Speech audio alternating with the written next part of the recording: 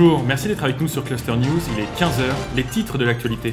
En sport, c'est une désillusion pour nos Bleus au JO d'hiver de Pyeongchang, avec le loupé du relais masculin en biathlon. Le froid continue de se faire ressentir, le travail des commerçants à l'extérieur est perturbé. On retrouvera notre envoyé spécial sur place dans le 13e arrondissement de Paris. Enfin, on terminera cette édition avec la Sharing Week, présente à l'ICP cette semaine. On commence ce journal par la déception des biathlètes français aux Jeux Olympiques d'hiver de Pyeongchang. Bonjour William. Bonjour Pierre, oui, pas de 6e médaille pour le biathlon tricolore. Les Français sont passés à côté du relais masculin cet après-midi. La victoire est revenue aux Suédois, le relais français termine lui à la 5e place. Même Martin Fourcade n'a rien pu faire, on l'écoute. Moi ensuite je suis arrivé sur le tir debout avec des conditions pas faciles, mais je savais que j'avais pas le droit d'attendre. Voilà, en temps normal j'aurais attendu, j'aurais pris le temps pour mettre les balles, mais avec le déficit qu'on avait déjà, c'était pas possible, il fallait essayer, il fallait jouer. Et voilà, ce soir ça passe pas, c'est dommage. On aimerait bien être à leur place, mais on n'a pas du tout fait ce qu'il fallait pour l'être, donc voilà, pas de regrets, et il faudra être meilleur à l'avenir.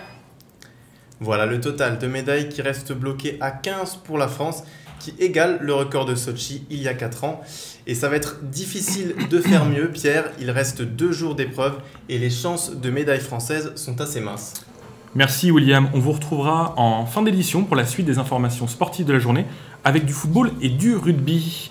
À Paris, les températures sont négatives. Ce n'est donc pas un temps à être dehors. Michael Mavungu Nombo, notre envoyé spécial dans le 13e arrondissement de Paris, nous le confirme.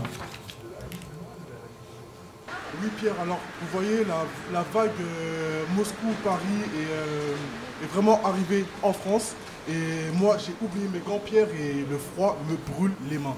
Vous voyez, nous sommes sur le marché Place d'Italie, donc devant un stand de fromager, on s'équipe comme on peut, on met des polaires, on essaye de bouger, on garde le sourire. Alors il y a Sofiane qui a un bonnet, qui a une capuche, qui a une écharpe, qui a tout, donc quatre polaires, tout ça, ouais. Donc qui est prêt pour affronter le froid et pour accueillir les clients. Des gants en cuir, c'est le seul accessoire que j'ai oublié pour lutter contre le froid, et c'est bien une mauvaise idée. Les courageux qui sont venus au marché Place d'Italie se ruent immédiatement sur ce stand de fourrure pour affronter le froid. Commerçant en veste bleue, bombardé de questions par ses clients, est bien chanceux, car ses allers-retours incessants lui permettent d'augmenter sa température. Patrick, qui tient un stand de livraison, explique ses techniques pour lutter contre le froid. J'ai mes petites astuces, je fais mon petit thermos le thé le matin, j'ai un petit thermos, et je me couvre, je mets 2 décollants, genre d'amarre et tout, 2-3 pulls, mais c'est violent, parce que voilà, c'est assez dur. Donc aussi le bonnet en plus, les gants, mais bon. Les allées sont assez vides ce matin comparé au jour où le temps est plus doux. Sofiane, que vous avez vu à l'instant, rappelez-vous, constate implacablement la baisse de la fréquentation. Oui, il y a moins de clients, les gens sortent moins. Petit fait froid, c'est tout. Par exemple, avec le verglas, les gens vont pouvoir continuer, c'est tout. Donc les gens ne privilégient pas le marché, privent plus ces grandes surfaces qui font un peu plus chaud. La vague de froid Moscou-Paris durera en France jusqu'à au moins mardi prochain, les températures allant parfois jusqu'à moins 20 degrés. Les commerçants du marché Place d'Italie devront continuer à travailler sous le froid hivernal dehors et poursuivre leur effort. Aux prévisions météo de Léa Scheffler qui nous promet des températures fraîches et du vent d'est partout en France. Bonjour Léa. Bonjour Pierre, bonjour à tous. Eh bien je ne vous apprends rien, il fait très froid aujourd'hui sur toute la France. Les gelées ont fait leur retour malgré un temps plutôt clair toute la journée. Le temps va rester sec ce soir, sauf dans le sud-est. Une fois n'est pas coutume, pluie et neige sont prévues pour la Corse. Côté température, on est en dessous des normales de saison, mais ce n'est pas non plus polaire. Regardez, ce soir il fera 2 degrés à Lille, 3 à Brest, 2 à Paris, 4 à Bordeaux et même 10 à Ajaccio. Si vous avez froid, c'est normal, les températures ressenties sont beaucoup plus basses en raison d'un vent très frais en provenance de la Russie. Les météorologues appellent ça le Moscou-Paris. Passons maintenant aux prévisions de demain. La couleur du ciel ne devrait pas évoluer.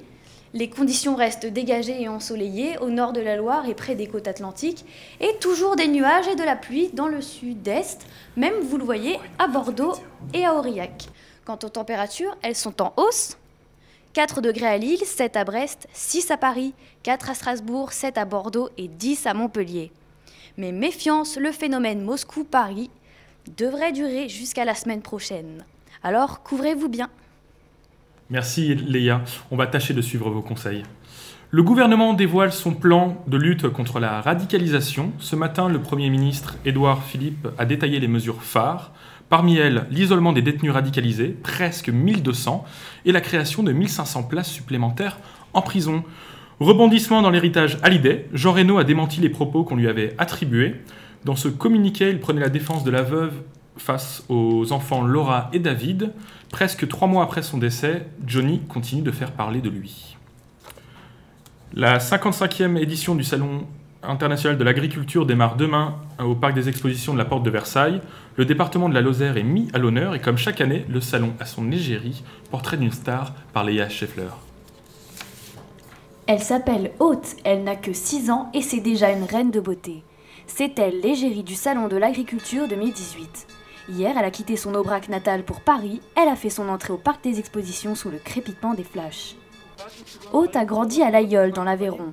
C'est une Aubrac pure race qui a été choisie par le président du comité d'élevage et fait la fierté de son propriétaire, Thibaut Dijols.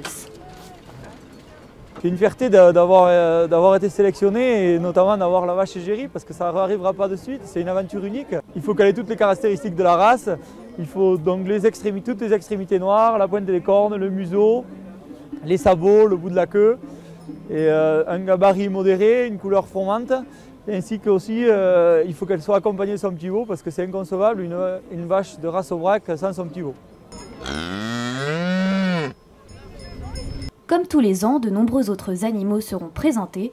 Pour rencontrer Haute, rendez-vous au Parc des expositions, Porte de Versailles, du 24 février au 4 mars. Et pour les étudiants du campus Cluster, chaque année, une semaine est consacrée à la découverte, au développement personnel et au partage. Ça permet aux étudiants de sortir de leur domaine d'enseignement et de découvrir d'autres secteurs. C'est la Sharing Week. Qu'est-ce que ça veut dire, Ariane ? Alors Pierre, vous l'avez dit tout à l'heure, la Sharing Week, c'est la semaine du partage, mais je vous explique tout de suite ce que c'est. Alors la Sharing Week se passe aux 4 coins de la France. C'est 2 semaines d'échange d'étudiants dans l'ensemble du réseau Studialis, plusieurs institutions et des centaines de participants à la recherche d'une expérience inédite. Management, école de commerce, design, finance et bien sûr journalisme, les parcours, les connaissances des participants sont multiples. Aujourd'hui à l'ICP, c'est journée radio pour ses étudiants. Elisa, qui vient de Bordeaux et qui étudie le management, s'élance dans cette expérience indispensable à son cursus. C'était pas tellement un choix, c'est un truc imposé pour valider notre diplôme en fait. Je suis contente, c'est cool, enfin, c'est une bonne expérience. Une fois le papier écrit, c'est l'heure de venir s'installer dans le studio radio. Ouais. Asseyez-vous s'il y a de la place, sinon il y a quelques chaises en plus. C'est la première d'Elisa au micro. Elle commence la lecture de son flash un peu tendu sous le regard de son professeur qui ne tarde pas à lui faire un retour très formateur. C'est la première de ses camarades aussi. Les flashs s'enchaînent et on aperçoit vite ceux qui se sentent plus à l'aise. La première fois que les dirigeants européens se réunissent pour discuter sur le budget de l'Union européenne. L'Union européenne qui pourtant veut se doter de moyens financiers pour répondre aux défis inédits auxquels elle doit faire face cette année. Une écoute générale de la production, puis un débrief en amont pour bien continuer la journée. La matinée est terminée pour les étudiants. Maintenant, un point avec le professeur. Alors, je m'appelle Alain Mattei, je suis journaliste web et radio et je suis intervenant à l'ICP depuis un petit peu moins d'1 an. Et ce sont des élèves qui ont un niveau évidemment très... Ils ont tous un niveau différent, ils ont tous une approche différente. C'est complètement différent de ce qu'on peut faire dans des interventions à l'ICP classiques où on va avoir une classe régulière de journalistes où on va leur donner des clés. Là, c'est vraiment de la découverte, donc on essaie de leur faire un petit peu d'écriture, un petit peu d'antenne. Ils se découvrent aussi, ils apprennent à se réécouter, donc c'est vraiment... Là, on est dans une optique où on essaie de garder quand même un ton assez détendu et de leur faire découvrir le journalisme, leur donner les bases et surtout de marteler ça, en fait, les bases du métier et ce que ça représente d'être journaliste dans un studio de radio. Alors la Sharing Week, ça se termine ce soir et ça recommence bien sûr l'année prochaine. Pierre, ne vous inquiétez pas, on suivra ça de très près aussi. Merci beaucoup Ariane, c'est une très belle façon de découvrir un autre métier. On passe au journal des sports avec William Vullier.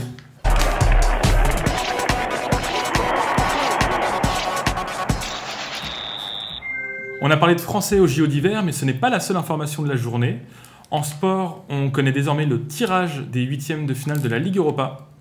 2 sur 3 hier soir pour les clubs français en Ligue Europa. Ça passe pour Lyon et Marseille, pas pour Nice, éliminé hier soir face au Lokomotiv Moscou après une nouvelle défaite 1-0. Lyon et Marseille connaissent désormais leurs adversaires pour les huitièmes de finale. Le tirage a eu lieu à 13h à Nyon en Suisse. L'Olympique Lyonnais affrontera le CSK à Moscou. L'Olympique de Marseille jouera contre l'Athletic Bilbao et vous le voyez, un choc prévu dès les huitièmes. Arsenal affrontera le Milan AC pour une place en quart. Rendez-vous le 8 mars pour les matchs allés. Un mot de nos bleus en rugby, William ? Oui, l'équipe de France de rugby affronte l'Italie ce soir au stade Vélodrome à Marseille. Coup d'envoi 21h. Alors les bleus ont perdu leurs 2 premiers matchs contre l'Irlande et l'Écosse. Ce soir, ils n'ont pas le droit à l'erreur, surtout que l'Italie est considérée comme l'équipe la plus faible du tournoi. Les Italiens ont encaissé 102 points en 2 matchs. Ça devrait passer pour le 15 de France ce soir. En tout cas, on croise les doigts pour nos bleus. Et un dernier clin d'œil avec Neymar qui a tourné une pub en région parisienne, William. Pierre, hier, les habitants de Saint-Germain-en-Laye ont eu le droit à une surprise. Neymar tournait une publicité pour une marque de voitures japonaise sur la place de cette petite ville des Yvelines. Le footballeur star du PSG s'est retrouvé à jongler baguette sous le bras. Sans doute un petit clin d'œil à la culture française. Malheureusement, pour les fans du Brésilien qui souhaitaient le voir à l'écran, la publicité ne sera diffusée qu'en Asie. Merci beaucoup, William. On reste sous les projecteurs avec un mot de cinéma et le démarrage record du Black Panther. Le casting est composé à 90% d'Afro-Américains et l'histoire se déroule dans un pays fictif d'Afrique. Le film explose les compteurs après seulement 4 journées d'exploitation. Il devient le 2e meilleur démarrage de l'histoire derrière un certain Star Wars, Les Derniers Jedi. On vous montre un extrait.